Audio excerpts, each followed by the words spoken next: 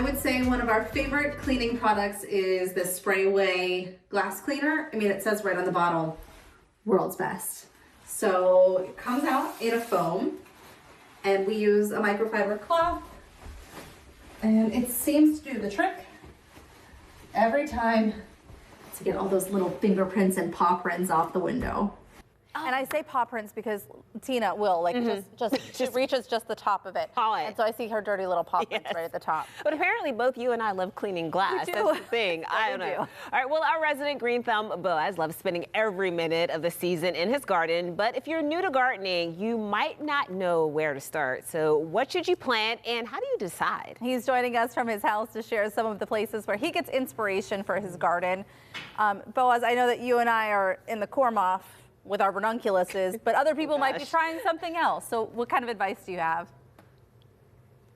Well, first of all, thank you for bringing up the Kormoff, because it's been on my mind a lot lately, but it is daunting. You know, probably everybody does want to grow ranunculus, but what else do you do? You know, what is the garden for? Do you want to spend time in it? Do you want to be harvesting things in your garden? And so I just wanted to share a couple books that I've been getting inspiration from this season. So the first one is called The Modern Gardener by Frances Tophill, and she is the host or one of the hosts of this very soothing British gardening show called Gardener's World, which I love. And she shares tips on starting a garden and growing flowers and cultivating vegetables, and she explains how to make it beautiful, but also how to make the garden work for you. So it's not just how to grow flowers, but it's also how do you grow plants that you can use to make skincare products, or even can you use the plants in your garden to make natural dyes and dye your clothes. And I experimented a little bit with that the other year. So I did grow these blackberries in my garden. These were frozen, and sure, I could eat these, but then I could also like use these to dye my shirts. And I did some experiments, and it was really fun because I made a shirt that was like really purpley blue, and it's like, how cool to dye your own stuff. And it's not that hard. There actually are a lot of dye plants out there, and you can eat the dye too. So it's really good. I also followed instructions in her book to make this dried calendula and olive oil, which honestly, I don't even remember what it's supposed to do. But it's been sitting in my cupboard for 2 years, and maybe it's good for my skin, I'm not sure.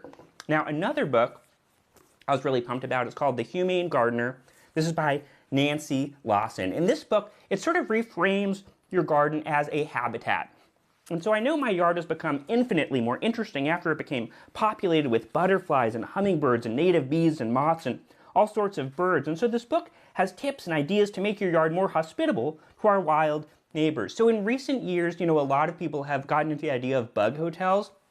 I don't know if any of you have them at home. This is a bug hotel that someone gifted me, but basically it is a this little sort of shelter, and it's full of bamboo, and basically little native bees and other insects can nest in here for the winter. And you also don't need a structure like this. You can just leave up the different stalks in your yard, and those can become homes for native bees and stuff like that.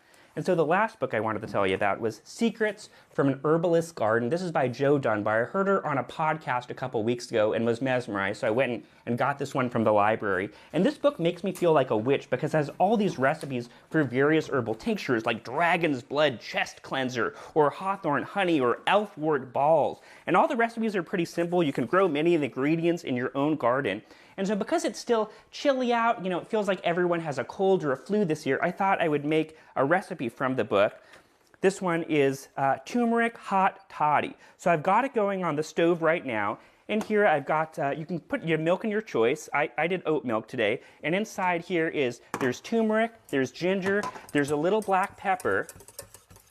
I'm gonna whisk it up over here to make sure it's well blended. And I'm gonna pour it into these mugs. I already put a little honey in here, so it'll be a little sweeter. Look at that golden color, I love it. And this should, just thanks to the natural properties of these different herbs, it should help you get through this season when everyone seems to be getting sick. So I made one for me, I made one for Scott over here. Yeah, Scott just had to clear off the camera. Yeah, the steam from your hot toddy. Oh, it was a little too steamy. Yeah. Herbs can be steamy, especially when you do witchcraft. Mm-hmm.